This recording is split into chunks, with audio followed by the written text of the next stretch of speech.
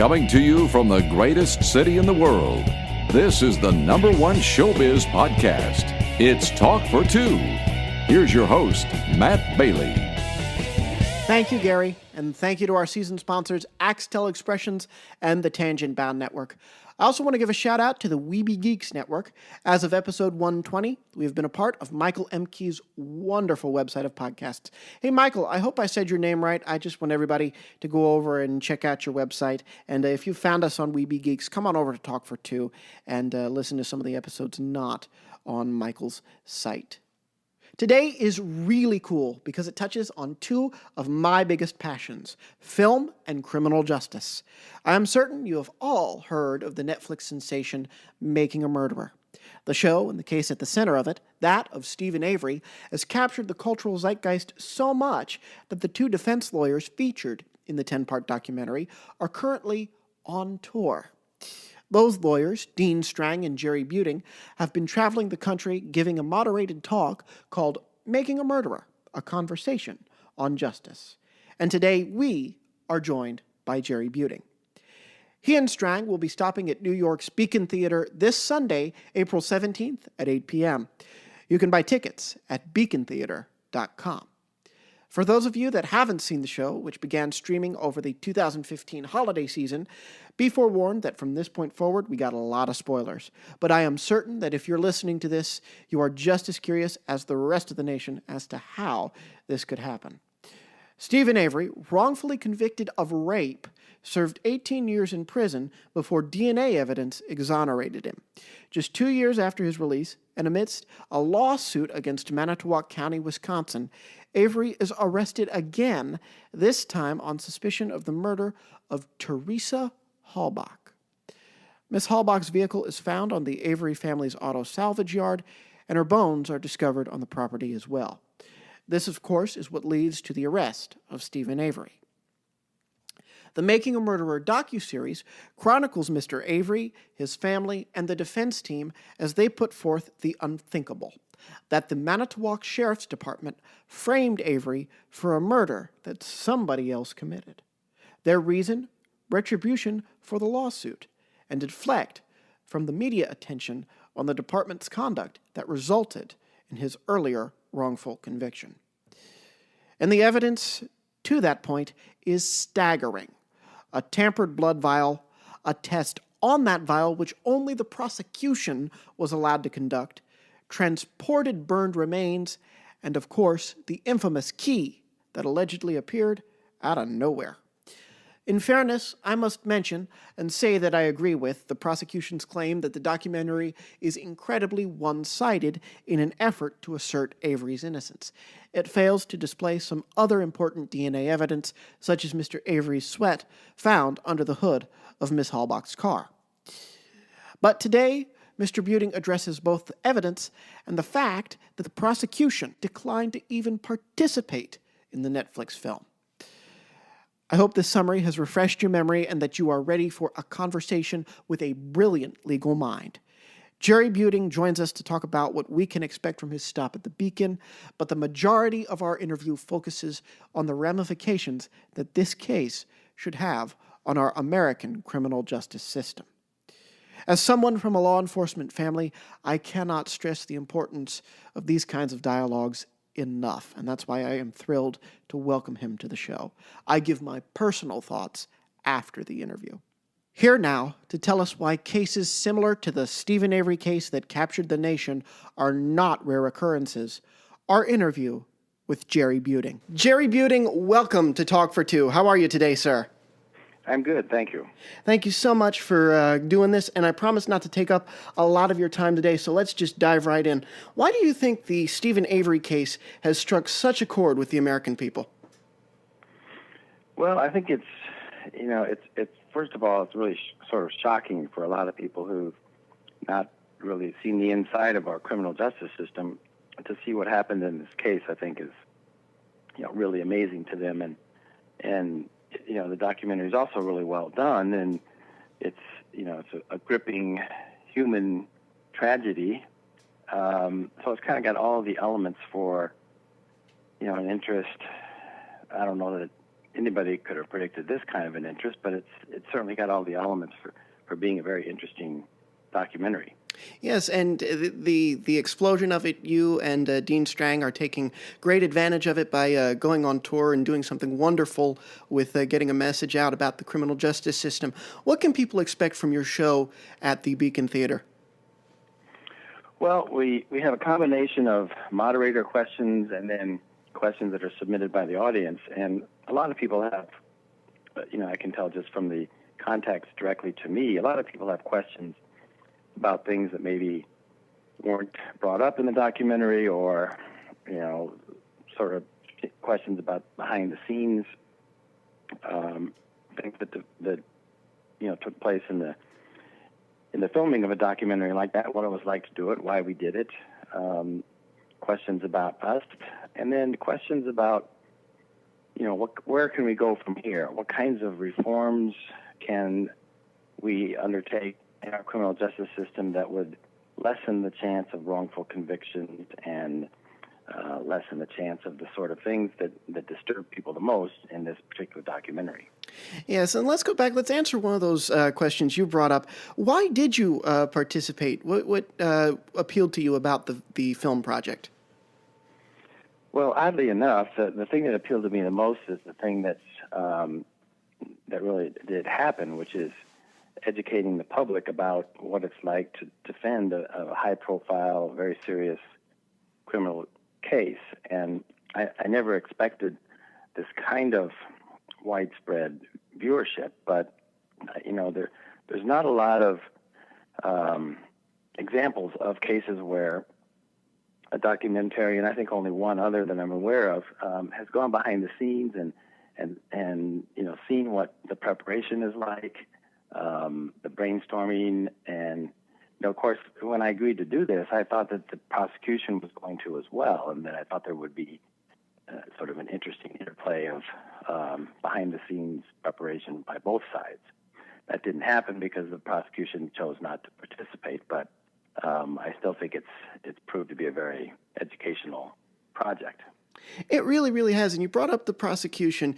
The one controversy surrounding the show is that some people that support the proof of Mr. Avery's guilt say that there were some things left on the cutting room floor to skew it. But I'm curious, is there anything on the cutting room floor that the defense wishes were still in the film?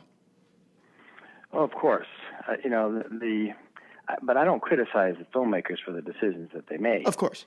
This was a 6-week trial.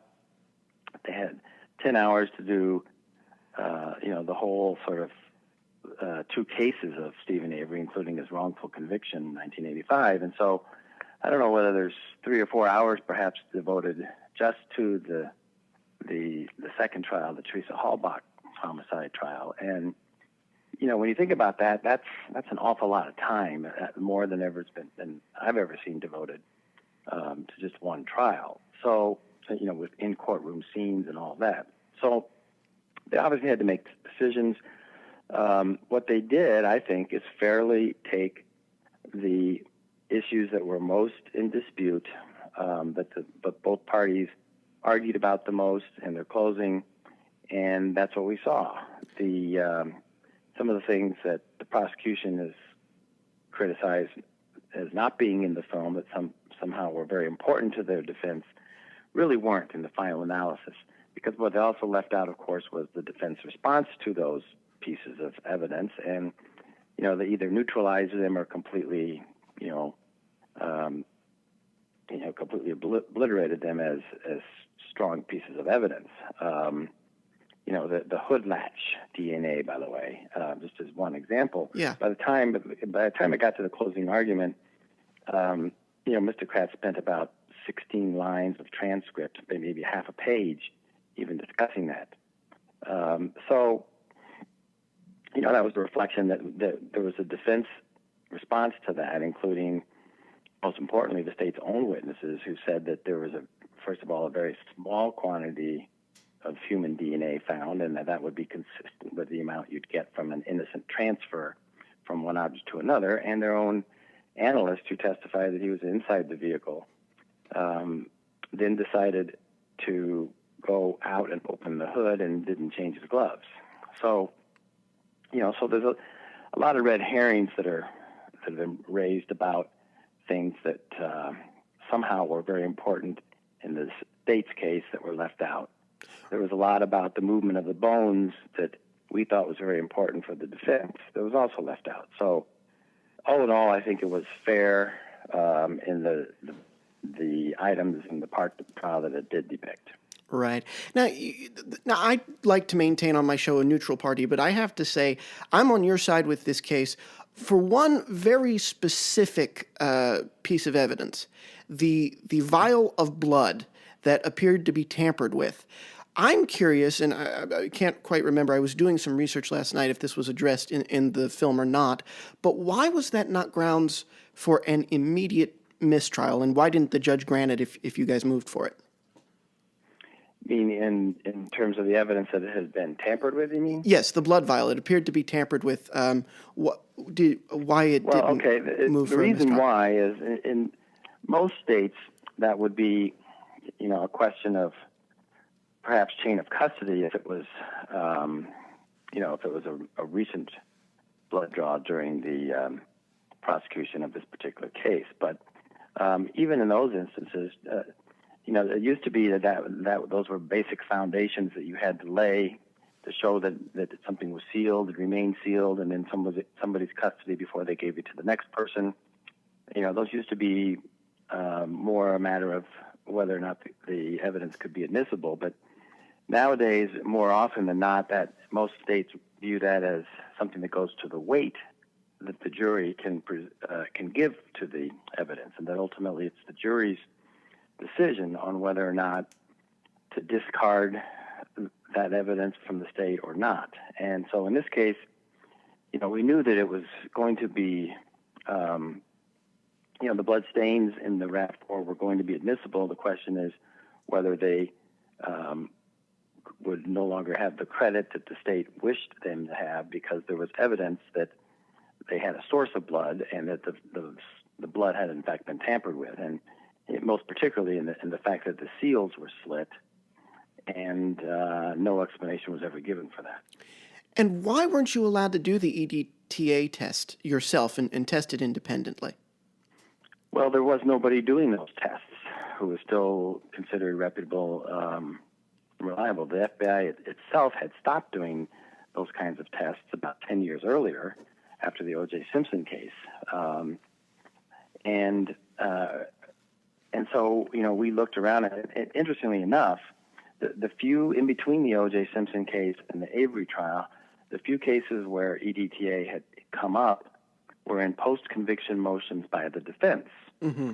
And in each of those motions, the FBI and the government opposed the tests on the grounds that they were not reliable, that you could not rely on the fact that there was or wasn't DNA in the sample. So, suddenly they reversed course in this case, and they didn't do that until the trial began, and the results weren't available to either side until the very last week. So there was absolutely no time at that point for us to try and retest it.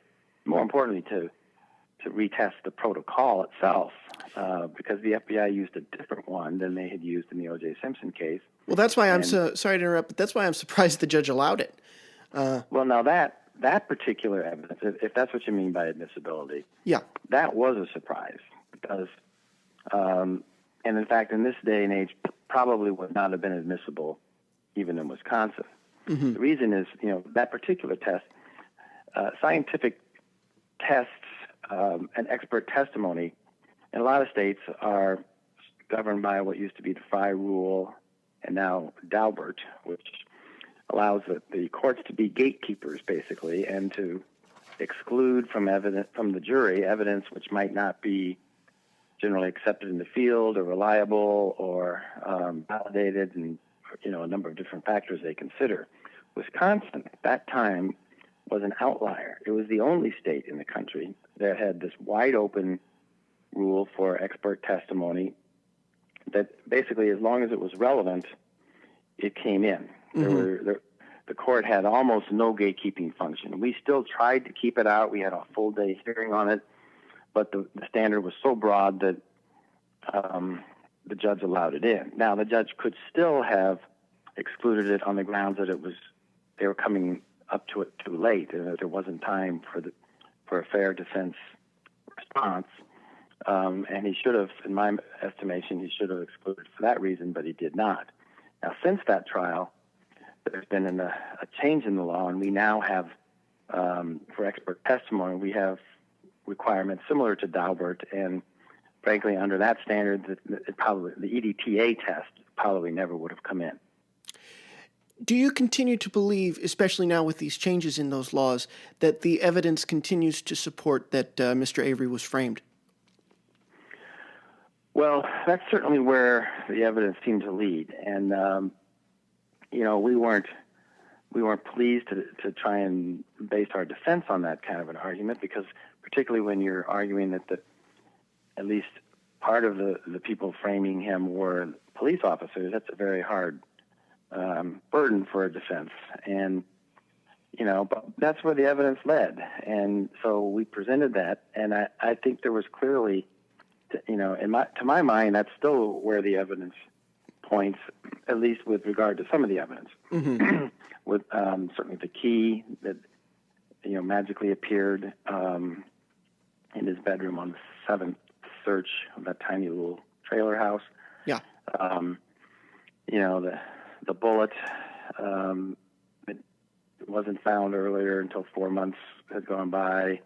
The suspicious nature of not only the blood stains, even the pattern. If you looked carefully at the blood's pattern underneath the ignition on the dashboard, to me it looked like somebody took a Q-tip swab and just sort of swabbed it. But, yeah, it did. But then, in addition to that, there was clear, in fact, it was undisputed that the bones were found in more than one location. And really, to us, that was critical, because if the bones had been moved, if the body was burned elsewhere and then brought and dumped behind Mr. Avery's garage, then clearly Mr. Avery, and my estimation, was guilty, because nobody would do that. Nobody would kill somebody, burn the body elsewhere, and then bring the remains back to your own property. It was silly. Right. So it really came down to a question of where was the primary burn site, and then if supposedly if Mr. Avery had done that in his own burn pit, then why would he move just a few of the bones and put them in a burn barrel 100 yards or so away outside the Bobby Dassey house? That didn't make sense either. They really never offered any good explanation for that. Yeah. But unfortunately, the other ruling that the court made pre-trial, which was to preclude us from a third-party suspect defense. Yes. What that did is it allowed the state to take our defense and turn it into the absurd by arguing that since there's no other evidence that anybody else could have been the suspect, then they must be arguing that the police killed Teresa Halbach, burned her body, and planted it. Yeah. Which we were never arguing, but because we couldn't point the finger at another suspect, that allowed the state to make that ridiculous argument. Well, that statute is weird. They don't have to prove motive, but a third-party defense does. That's what I was reading about, that you had said previously about Wisconsin law. Right, and it's not actually a statute. It's just a court decision made common law type of rule. It's not a constitutional, or statutory rule. In fact, it could be changed if people say they want a statute that changes it. You could enact a law that would change that entirely. Yeah. But most states, in fact, have something similar. And the idea being that you shouldn't just be able to confuse a jury by, blowing smoke and pointing to some other person as a suspect when there's really no evidence even linking him to the crime at all. And that's fine. But in Wisconsin, in this case, the judge took it one step further, which is it used to be that if you had a strong motive and you can show that of a third party, and you can show that suspect had some legitimate tendency to the crime. They were, had some possible access. They weren't, 2 hours away at the time of the offense or something. Then you could introduce that evidence. But in our case, we had, a number of people that we put forward as possible suspects who had access, opportunity, just as much as Mr. Avery. Yeah. But because we couldn't prove what their motive was to kill Teresa Halbach, then we weren't allowed to point the finger at them at all during the trial. Even though the state didn't have to, in almost every state, in fact, as far as I know, the state never has to prove the motive of a defendant in committing a homicide. All they have to prove intent, but not why they did it. So even though, by the way, the state is the one that has the entire burden of proof in these cases beyond a reasonable doubt.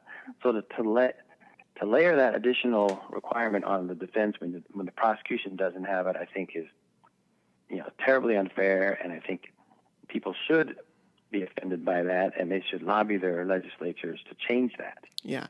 Now, I want to switch gears here. I agree with you. I want to switch gears here back to New York. You're coming to the Beacon Theater April 17th with Dean Strang.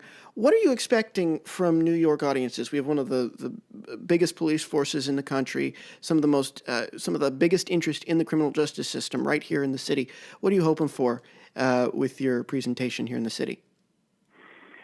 Well, I hope that we have a fair conversation about what some of the problems are in our system. And we're not anti-police, and, despite the particular defense in this case, I don't think even the documentary was designed to be anti-law enforcement. In fact, we've been contacted, both Dean and I, many times by current or former police officers who were pretty offended by what they saw. Mm-hmm. The whole idea of conflict of interest when the police department's being sued like that, most law enforcement officers recognize that that's not something that they should have been involved in, and especially shouldn't have been telling the public we're not doing anything.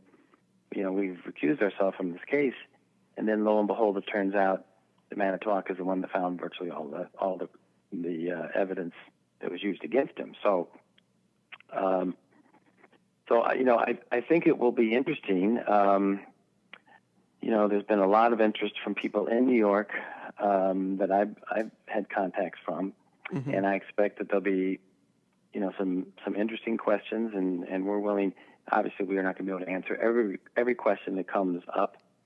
The last weekend, we were in Washington D.C. and we got, probably easily over 100 questions, and you can't do that in the length of time we have. But what we try and do is pick representative ones, and whether they're easy or tough, we'll answer them. Yeah. We are running at time, but I have two more questions for you. One's about the case, and then one's to kind of wrap it up. This is, again, just something that bugs me, and if I were in the audience, I'd probably submit this question. And again, if you don't want to answer this I understand, and I'll edit it out. Do you believe that the deplorable actions of the former DA, Ken Kratz, that have now come to light, do you believe that those should be grounds for not only a retrial for Steven Avery, but maybe a re-examination of every case that he has prosecuted? You're talking about the sexting? Yes. I don't know. He says that that conduct was, not going on during the Avery trial. The Division of Criminal Investigation for the state of Wisconsin interviewed a number of 15 women, I think, and some allegations, well predated the trial, but he ultimately wasn't brought up on any kind of charges on those. So, I think there are certainly other stronger grounds for a new trial for Mr. Avery, and it might be if somebody was convicted of a domestic abuse case in Calumet County, where Mr. Kratz was the prosecutor, and given the nature of the behavior that he was having with victims in those kinds of cases, then it might be worth taking a closer look at. But in this particular case, I think that they had to include it in the documentary. If they hadn't, people would have cried foul and say, wait a minute, this is sort of a very important epilogue. Yeah. I think they downplayed it as much as they could. It was brief, and they didn't necessarily tie it directly to Mr. Avery's trial either, I don't believe. Understood. And my very last question, and then we'll let you go. And once again, getting back to what you're bringing to the Beacon, what is the underlying message about the Avery case and about the American criminal justice system that you hope your audiences at the show take away with them? Well, there are so many messages that it's hard to just pick one. Maybe the biggest message is that people have to know, take ownership in the criminal justice system and know what's going on in their own local courthouses. And that's difficult. People work all day, and the courthouse has always been sort of an insider's game. Mm-hmm. But as a result of that, often, if you're in a jurisdiction that elects judges or prosecutors, sometimes those are in very low turnout elections, and it ends up being the insiders who also control the results of the elections. Mm-hmm. And it shouldn't be that way. People need this is a participatory democracy, and people really need to participate. If you don't know what's happening, and there's no light being shown on the criminal justice system, then people will try to get away with what they did in this case. And this case is not unique. I've been practicing for almost 35 years, and I can tell you I've seen many other cases where a lot of these same problems, same elements arise, and they haven't gotten the kind of exposure, obviously, that Mr. Avery's case got. But so I guess the overall message would be people need to really participate in their criminal justice system in order to ensure that these kinds of things don't go on. Very important, and I look forward to seeing you this Saturday, April 17th, at the Beacon Theater right here in New York City. Mr. Jerry Buting, thank you so much for being with us. You're very welcome. I'm very excited to bring our message to New York. Thank you so much, Mr. Buting. Again, for everybody here in New York, he and Dean Strang will be appearing April 17th at 8 p.m. at the Beacon Theater in Manhattan. Tickets are available from beacontheater.com. Just click the link below and you'll be taken right to the page. Now, these conversations are so important, and we've never had anything like this on the show before, so I'm going to do something I rarely do because I feel it's appropriate. I'm going to give my own thoughts, my own opinions, in kind of a closing argument, if you will, so it fits. You heard me say during the interview that I tend to side with the defense in this case. The main reason is the fact that the blood vial appeared to have been tampered with. Now, if you've listened to this show long enough, you know I was born with blue blood running through my veins. And so it kills me, just destroys me, to even entertain the idea that a department sworn to protect its citizens would unfairly stack the deck against a man already wrongfully convicted. The fact is, Manitowoc had a conflict of interest.